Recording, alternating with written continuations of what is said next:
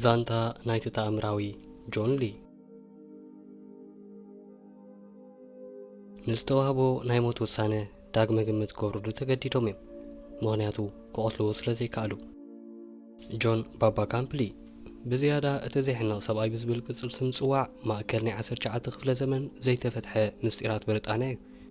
ሊ ዝጽውዓሉ ቅጽል ስም ባባ-ካምፕ ካብታ ብዘስካሕክሕ ቅትለት ተኸሲሱ ዝመጸላ ኣሰልቻዊት ናይ ብርጣንያ ከተማ ይመጽእ። ሊ ነታ ንቡር ከይፈተነት ዝነበረት ኤማኪስ ኣገልጋሊ ኮይኑ ይሰርሕ ነይሩ። እንተኾነ ኣብ መንጉኦም ዘይንቡር ናይ ስራሕ ዝምድና እውን ነይሩ። ኣብ 1882 ገና 10ታት ኣብ ዘይሓለፈ ዕድሚኡ ካብ ስራሒቱ ኪስ ሰሪቑ ገበነኛ ኮይኑ ድሕሪ ምርካቡ ኣብ ካርሸሊ ሲሒንዋ እዩ። እንተኾነ ኪስ ጸኒሓ ብምጥዓሳ ካብቲ ተዳጒንዎ ዝነበረ ማሕቡስ ተለቂቑ ምስኣ ንኽሰርሕ ንቤት ማሕቡስ ፍቓድ ሓቲታ ድሕሪ 6 ዋርሕ እውን ሰሊጥዋ። ድሕሪ ገለ ዓመታት ኪስ ነቲ ትውንኖ ዝነበረት መሬት ክሸጡ ወሰነት። እዚ ውሳነ ንሊ ብቐጥታ ናብ ሽቕለት ኣልቦነት ዝድርብይ ነይሩ። ብዝተቖጢዑ ኣንጻራ ዝወሰዶ ተቓሞ ኪስ ደሞዙ ብምቑራጽ ክትቀጽዖ ወሲና። እዚ ብኣስራሒቱ ዝተወስደሉ ናይ ደሞዝ ምቑራጽ ውሳነ ንሊ ኣብ ቁጠባዊ ቕልውላው ክወድቕን ሕጺቱ ኽጥንጥኖን ጠንቂ ኾይኑ በዚ ዝነበሩ ሕርቃን ነዳዲ ዝወሲኽዎ ሊ ኣብ ቅድሚ ሓብቱ ሕነ ከም ዝፈድን ነቲ ብኣስራሒቱ ዝውነን ቦታ ናብ 5 ከም ዝቕይሮን ቃል ኣተወ። ኣብ ሕዳር 15 1884 መበል 20 ዓመት መዓልቲ ልደት ሊ ሰባት ናብቲ ባሓዊ ኸሙኽ ዝጀመረ ቦታ ኣስራሒቱ ክጓየዩ ይወዓሉ። ኣብ ውሽጢ ቤት ናይ ኪስ ዝጽዋዕ ምስሊ ተረኺቡ። ኪስ ብጭካነ ተቐቲላ ኸይኣክል ኣካላታ ባሓዊ ክቃጸል ጸንሖም። እቲ ኩነታት ብስምዒት ዝተፈጸመ ኮይኑ ሞርትዖታት ንምዕናውን ዝተሃንደሰ እዩ ዝመስል ነይሩ።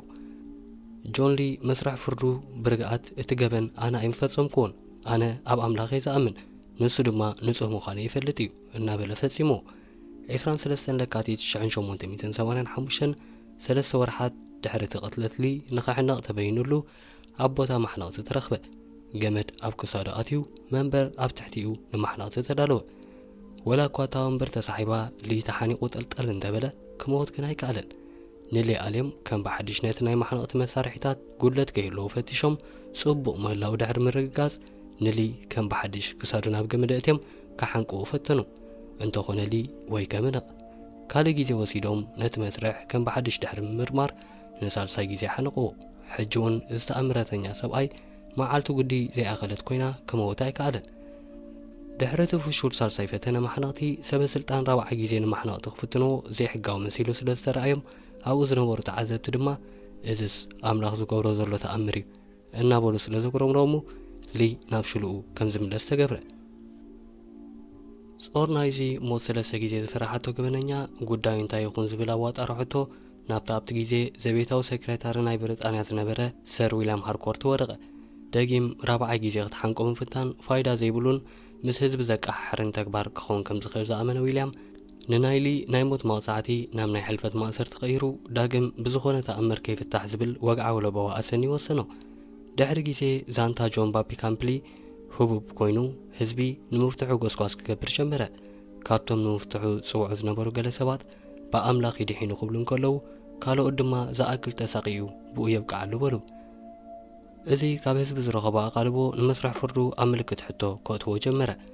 ኣንጻር ሊ ዝቐረቡ ሞርትዖታት ድኹማት ምንባሮም ተቓልዐ። ቅድም ቀዳድም ነብሱ ንምክልኻል ክዛረባ ኣይተፈቕደሉን።